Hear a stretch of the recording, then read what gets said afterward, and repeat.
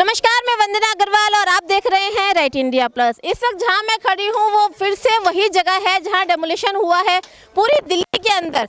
आजकल तो ये हो गया है, सुबह उठो न्यूज़ देखो तो कहीं ना कहीं डेमोलिशन आपको मिलेगा। दिल्ली ना हो गई है तोड़फोड़ की, तोड़फोड़ का एक जरिया हो गया है कि सुबह उठो तो पता लगता है इनके घर टूट गए, इस गरीब आदमी का घर टूट गया। लेकिन तोड़ने वाली जेसीबी तो बहुत मिल जाएंगी आपको देखने को, लेकिन बचाने के लिए एक भी आदमी खड़ा हुआ आपको नजर नहीं आएगा। बचाने के लिए ना कोई नेता आके खड़ा होता है, ना कोई पुलिस वाला आके खड़ा होता है, ना ही कोई और अंतरी संतरी आके खड़ा होता है। कुछ भी हो जाए इस दिल्ली के अंदर, इस इंडिया के अंदर, पिसता हमेशा गरीब आदमी है। चाहे वो नोटबंदी हो, चाहे वो मकान बना के मकान तोड़ने तक की हो। जो बड़े बड़े अमीर लोग होते हैं उनके मकानों को तो कोई छू भी नहीं सकता, चाहे वो कच्ची कॉलोनी में हो, चाहे वो अनऑथराइज कॉलोनी में हो। हमेशा जो गाज गिरती है वो गरीब आदमी पे ही गिरती है। एग्जाम्पल आप देख सकते हैं, इससे पहले भी मैंने आया नगर के बारे में आपको दिखाया था किस तरह से वहाँ गरीबों का रो रो के बुरा हाल था, सारे मकान तोड़ दिए गए थे। सेम ऐसे ही संगम विहार में इस वक्त मैं मौजूद हूँ। आप देख सकते हैं जेसीबी अभी भी चल रही है, चौथा दिन है और जेसीबी अभी तक भी रुकी नहीं है। और इनका टारगेट है कि यहाँ पर आसपास जितने मकान है सारे मकान तोड़ दिए जाएंगे। मकान आप तोड़ रहे हैं, ठीक है, आपकी फॉरेस्ट की ज़मीन, आप कह रहे हैं कि ज़मीन हमारी फॉरेस्ट की है, हमें वापस चाहिए, ठीक है, लीजिए आप, लेकिन इन लोगों को रहने का इंतजाम तो कीजिए। जिन लोगों ने अपनी पूरी ज़िंदगी की कमाई इसी में लगा दी अपना, क्योंकि गरीब आदमी के पास इतना पैसा तो होता नहीं, करोड़ 2 करोड़, चलो जी अच्छी जगह पे मकान ले लेंगे। गरीब आदमी के पास मुट्ठी भर पैसा होता है, सोचते हैं जहाँ जगह मिल जाए अपना सर छुपाने के लिए, बच्चे पालने के लिए, उसको भी आप तोड़ के उनके सर से छत छीन लेते हैं। अब ये बच्चे कहाँ जाएंगे? एग्जाम का टाइम चल रहा है, छोटे बच्चों की पढ़ाइयाँ चल रही है, बच्चे कहाँ पे जाके पढ़ाई करेंगे? बहुत बड़ा सवाल यहाँ खड़ा होता है। सवाल बहुत खड़े हो जाते हैं लेकिन आंसर कहीं नहीं मिलता है। जिन लोगों के घर तोड़े गए हैं वो हमारे आसपास मौजूद हैं, अपना दर्द वो खुद ही बयान करेंगे। शायद तब आपको यकीन हो जाए कि मैं जो बोल रही हूँ वो गलत नहीं बोल रही हूँ। लोग हमारे साथ मौजूद हैं, चलिए उनसे बात करते हैं किस तरह से यहाँ पर जिसे कहते हैं जेसीबी की मनमानी चली है। बीजेपी ठीकरा फोड़ती है आम आदमी पे, आम आदमी ठीकरा फोड़ती है बीजेपी पर। तो चलिए देखते हैं आखिर क्या वजह क्या है जिस तरह से मकान टूट रहे हैं। सर, आपका भी मकान यहाँ मौजूद था?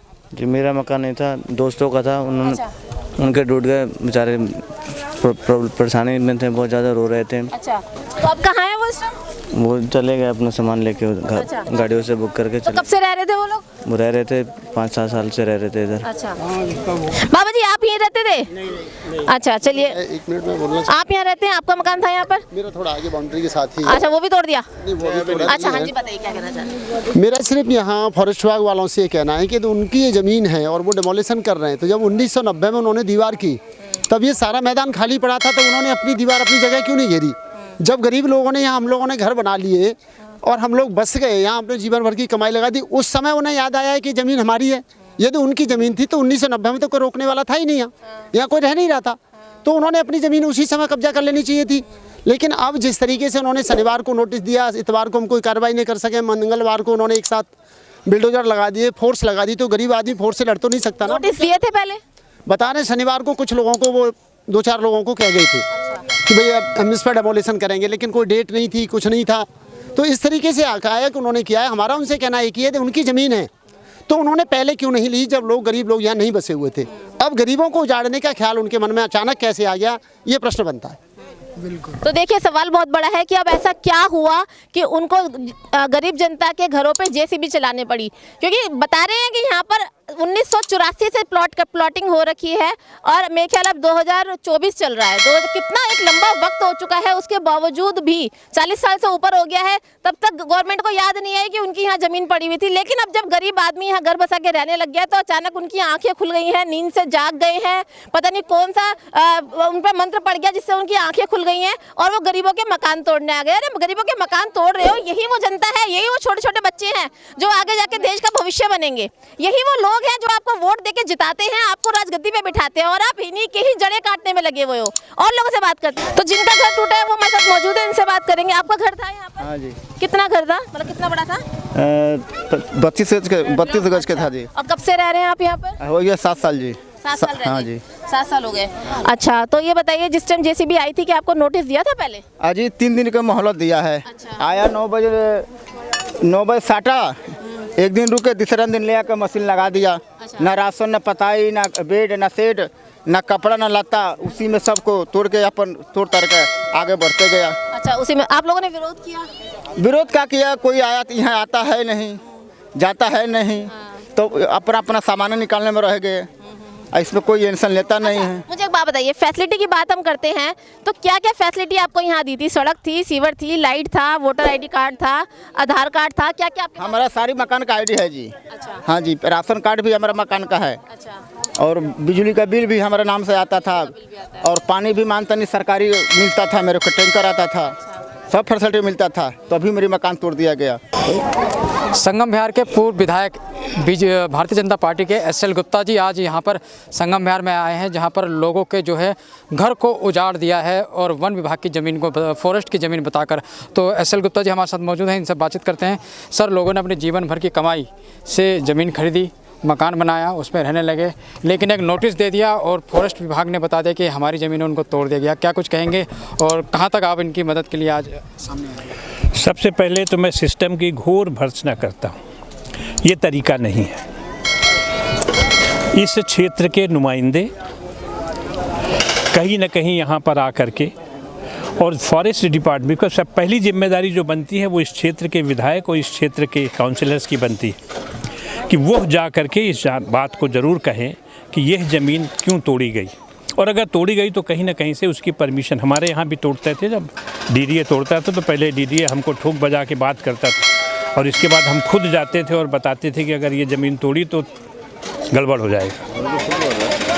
घोर भर्त्सना करता हूँ, और गरीब जितने बेचारों ने ज़मीनें खरीदी थी यहाँ पर, कहीं ना कहीं जंगल डिपार्टमेंट को, ये फॉरेस्ट डिपार्टमेंट को भी ये सोचना पड़ेगा कि यह बाउंड्री वॉल जो 1990 में बनी थी, एक नॉर्मल सिस्टम है कि आप घर की बाउंड्री वॉल वहीं से बनाते हैं जहाँ तक तुम्हारी चौहद्दी, बोलते हैं ना हिंदी में, चौहद्दी कहाँ से बनाते हो? जहाँ तुम्हारी ज़मीन होती है।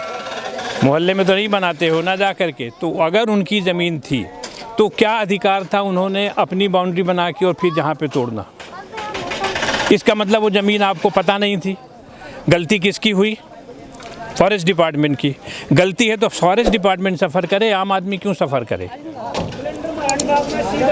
तोड़ने से पहले आप इतना टाइम तो इन्हें दे सकते थे, इनको लीगल पेपर दिखाते, ये ज़मीन हमारी है, बाई वर्च्यू ये वजह है जिसकी वजह से ये ज़मीन हमारी है, हम आपको 3 महीने का टाइम देते हैं, आप अपना हर सिस्टम यूज़ कर लो, चाहे वो लीगल सिस्टम हो, सरकार का तंत्र हो, अपने विधायक से बात कर सकते हैं, कोर्ट कचहरी जा सकते हैं, वहाँ से स्टे ऑर्डर ला सकते हैं। उसको इतना अधिकार तो दो कि वो अपने बचाव के लिए कुछ करे। आप सडनली आके डिमोलिशन कर जाएं, गलत बात है। और इसके लिए मैं घोर भर्त्सना करता हूं दिल्ली सरकार की और उनकी नुमाइंदों की, क्योंकि ज़मीन आज की तारीख पे ये संगम विहार विधानसभा की ज़मीन है, और विधानसभा की जो भी ज़मीन है उसका मालिक दिल्ली सरकार और दिल्ली सरकार के नुमाइंदे हैं। सर, आप लोगों का अगला कदम क्या होगा लोगों की भलाई के लिए, ताकि आगे भविष्य में इस तरह की हरकत जो है लोगों को इस तरीके का परेशानी का सामना ना करना पड़े? मेरा पहला कदम होगा, मुझे 12 तारीख का अपॉइंटमेंट मिला है, तो मैं 12 तारीख को, इनके ट्यूसडे है, उस दिन जाऊंगा और जाके इसका पूरा ब्लैक एंड वाइट कि क्या वजह थी, क्यों तोड़ा, कितनी ज़मीन आपकी है, कहाँ कहाँ आपकी बाउंड्री वॉल है, क्या सैटेलाइट पिक्चर है, आप एक एक चीज़ ब्लैक एंड वाइट में हमें बता दें, सो दैट मैं अपने क्षेत्र की जनता को ये बता दूं कि भैया ये वजह है।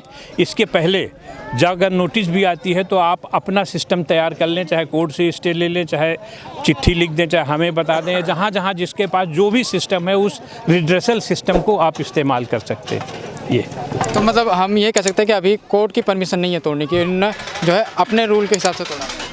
ये मैं नहीं कह सकता, क्योंकि अगर उन्होंने तोड़ा है तो तोड़ने में कहीं ना कहीं कुछ ना कोई परमिशन तो होगी ही।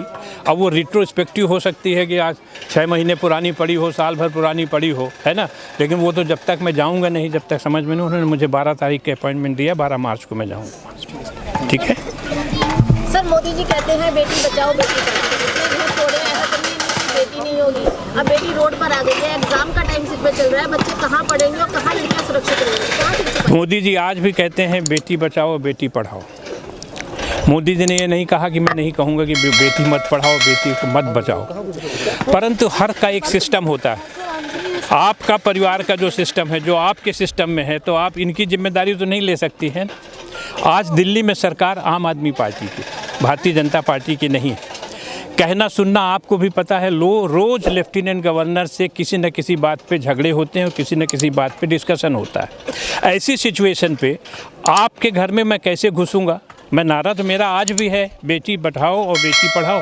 पर बेटी बचाओ बेटी पढ़ाओ मैं कहता हूँ ना, अगर दिल्ली की सरकार नहीं मानती है तो उसके लिए मेरा क्या रोल है? मेरा दोष तो नहीं है उस पर ना।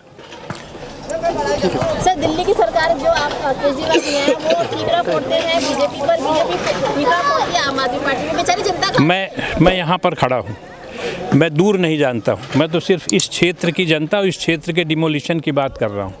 इस क्षेत्र का डिमोलिशन जहाँ पर हुआ है वो ज़मीन दिल्ली सरकार की है, दिल्ली विधानसभा की है। संगम विहार विधानसभा की जो ज़मीन है उसका मालिक यहाँ का विधायक और यहाँ की सरकार है। यहाँ कुछ भी होता है उसकी जिम्मेदारी इस सरकार की है, उस सरकार की नहीं है। अपरोक्ष रूप से तो है, परोक्ष रूप से नहीं है। इसलिए जो पहली जिम्मेदारी है वो उनको करनी है। अगर वो नहीं करते हैं तो फिर देखते हैं। और जैसा मैंने कहा कि इसके बावजूद भी मैंने 12 मार्च का अपॉइंटमेंट लिया है। मैं जाऊंगा, बात करूंगा और देखता हूं, सच लाने की कोशिश करूंगा और दोबारा किसी तरह का डिमोलिशन ना हो उसके लिए मैं हर संभव कोशिश करूंगा। धन्यवाद।